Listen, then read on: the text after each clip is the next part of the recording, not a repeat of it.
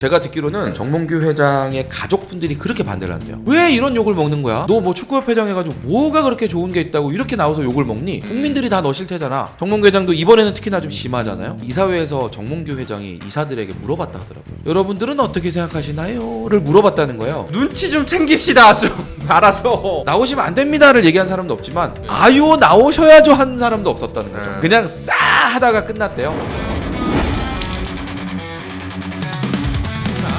이기흥 회장의 삼선이 가능해졌습니다. 우리 송 여러분. 선배의 네. 전문 영역. 자, 그 송지훈 기자의 전문 영역 이야기로 넘어가 보려고 하는데 이기흥 회장에 대해서 정부가 수사 의뢰를 넣었습니다. 그럼에도 불구하고 체육회 공정위원회에서 이기흥 회장의 삼선 도전을 승인을 해줬어요. 그런데 이게 우리가 축구 이야기를 하면서 왜 주목받느냐? 지금 이기흥 회장의 스텝을 그대로 문워크하듯이 똑같이 밟고서 정몽규 회장이 갈 것 같단 말이죠.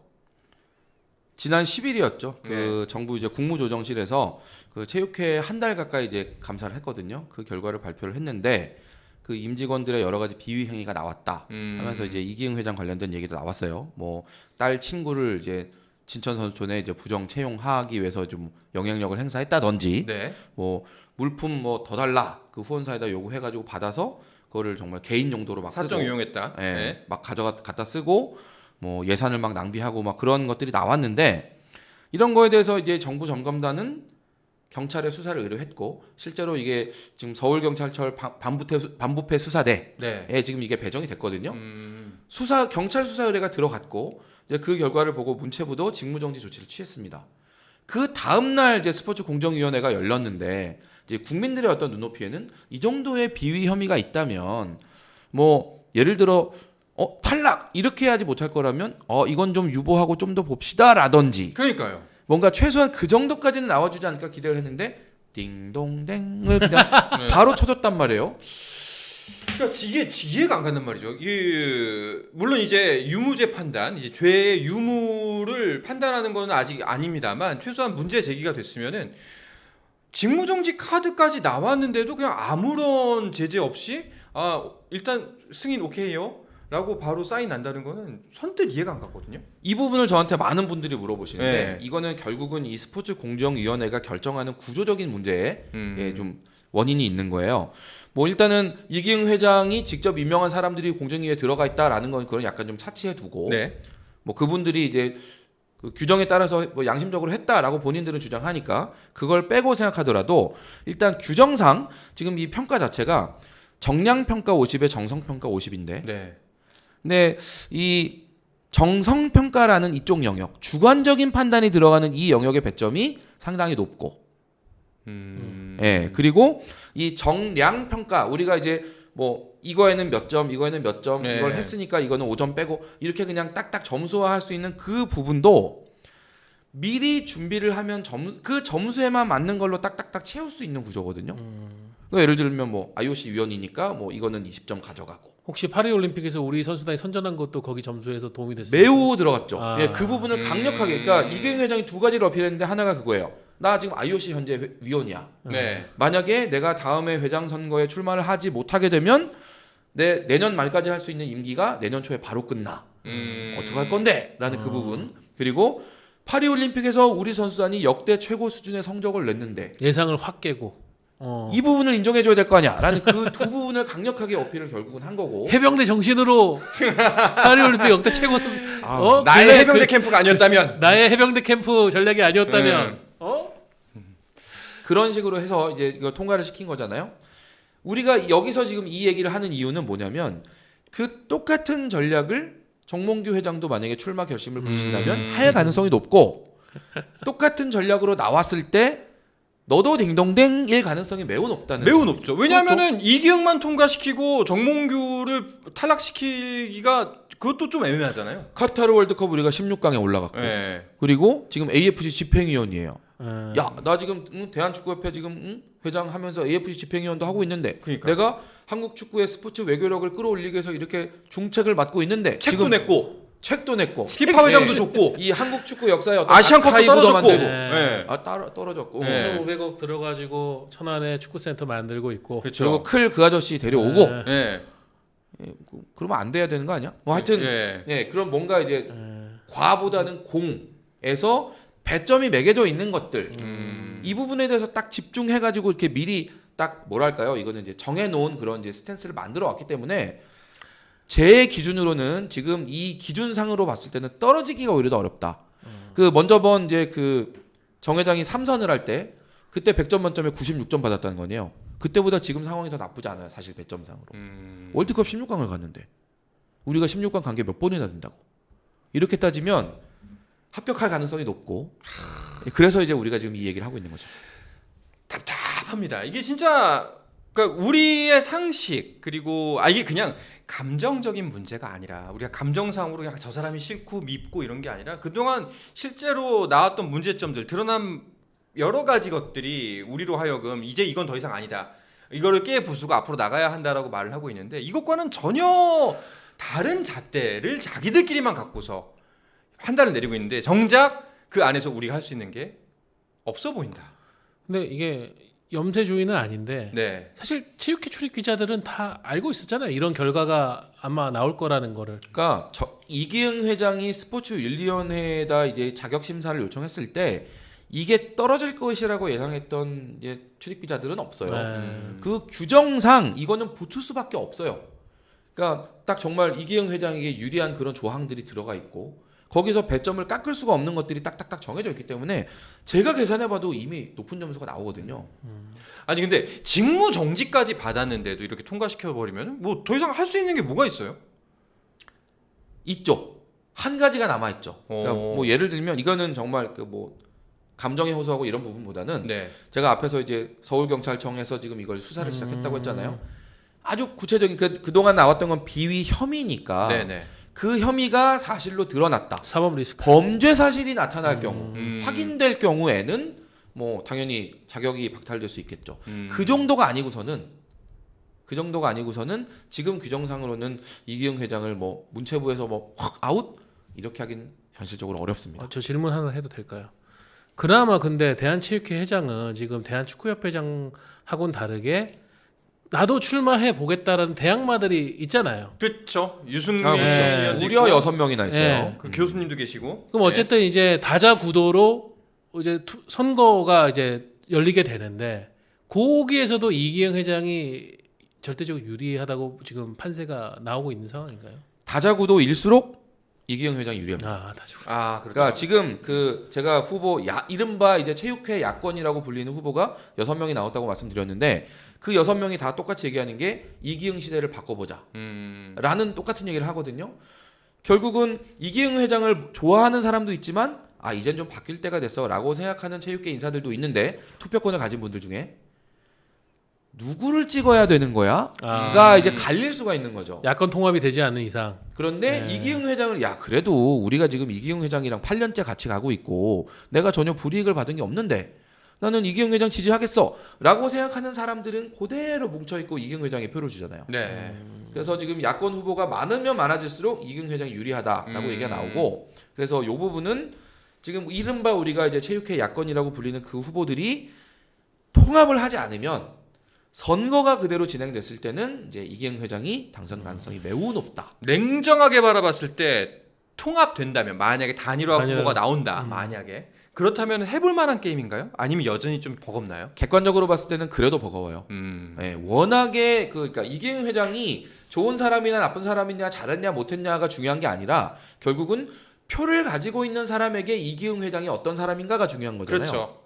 근데 지금 종목단체장이나 최근에 종목단체장하고 그다음에 각 지방체육회장들이 협의회 단체가 있어요. 그 단체들이 이기흥 회장에 대한 탄압을 멈춰라 라고 성명서 발표를 했거든요. 이게 무슨 의미냐. 표 가지고 있는 사람들은 이기흥 회장에 대해서 상당히 우호적인 분들이 많다 라는 얘기입니다. 결국은 이게 표심에도 반영이 되겠죠.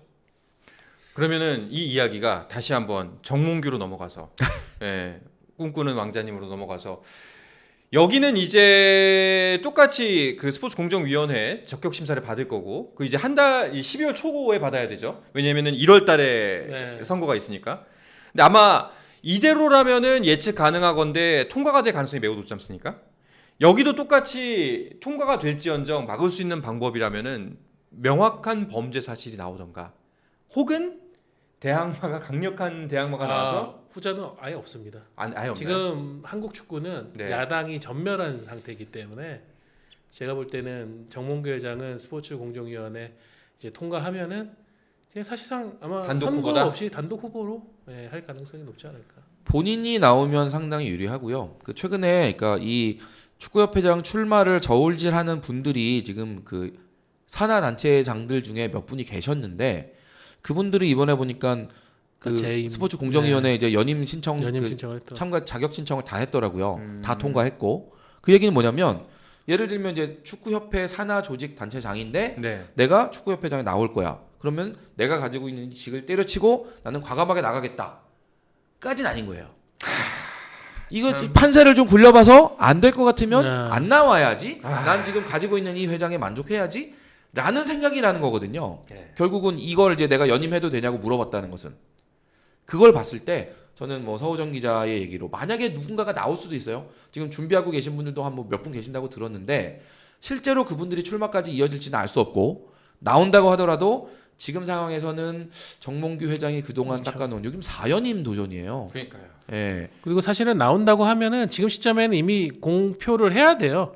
그렇게 해야 대의원들 만나서 좀 설득도 하고 그러니까 정몽규 회장 다른 네, 왜 다른 후보들이 뭐 예. 투표에 직접적인 권한은 없지만은 국민 여론이라도 한번 좀 띄워가지고 아 대한축구협회장 이번에는 바꿔야 되지 않겠습니까? 이런 분위기라도 좀 왜냐면 이제 그 회장 취임 다음 회장 취임까지 2달 가량밖에 남지가 않았는데 근데 지금도 결국은 다들 수면 아래에만 있다는 건 저는 그렇게 느껴요. 의지가 막약하다. 사실상 정몽규 회장이 나온다고 하면은 그 수면 아래에 있는 분들은 그냥 침전될 것이다. 다 지금 모두가 정몽규 회장이 나오지 않는다면을 전제로 활동을 하고 있어요. 그러니까 지금 뭐 축구인들을 만나서 내가 뜻이 있는데 뭐 같이 하지 않겠나 이런 얘기 하는 분들도 있는데 모두가 지금 공통 전제가 정몽규 회장이 나오지 않는다면을 깔고 있거든요. 이 얘기는 결국은 정몽규 회장 본인의 결심에 달려 있다는 거죠. 이 판세가. 답답합니다. 이거 쿠웨이트전 얘기하면서 기분 좋았는데 금요일 밤에 깔끔한 마무리를 이 얘기로 끝내야 한다니 정말 열이 받습니다. 그러면은 그걸 좀 물어볼게요. 저 좀 궁금한 게 이 전문가분들이 보시기에 두 분께서 보시기에 대항마가 안 나온다는 거 사실 축구협회에서 뒤에서 욕하는 사람들 많을 거 아니에요. 똑같이 이거 문제 있다. 저 사람들 운영 이렇게 하면 안 된다 하는 많은데 못 나오는 그 근본적인 이유가 뭐라고 생각하세요? 그러니까 이른바 축구 야권이라고 불리는 그런 인사들이 꽤 오래 활동을 했었거든요. 네. 그러니까 정몽규 회장이 처음 재선 뭐 요때 선거에 나오고 할 그 무렵만 하더라도 축구협회 공식적으로 반기를 들고 하는 그런 조직화된 그런 이제 분들이 계셨어요. 네. 근데 지금 정몽규 회장의 집권이 길어지면서 사실상 지금 조직이 다 와해가 된 상태고 최근에 뭐 지도자 협의회가 구성이 돼서 활동을 하고 있지만 아직까지 전체 지도자가 다 우리는 무조건 바꿔야 돼라고 얘기하고 있는 것도 아닙니다. 그러니까 그런 면에서 봤을 때는 결국은 선거는 새와 새의 싸움이고 조직과 조직의 싸움인데 기울어진 운동장인 거죠. 그런 부분에서 축구협회가 전체 그 지방 축구협회에다가 예산 뿌려주고 종목 산하 단체에다 뿌려주고 하면서 그동안 쌓아왔던 그 조직과 어떤 시스템 이거를 지금 뛰어넘을 수 있는 어떤 그런 새로운 새가 보이지 않는다. 그분이 큰 것 같아요.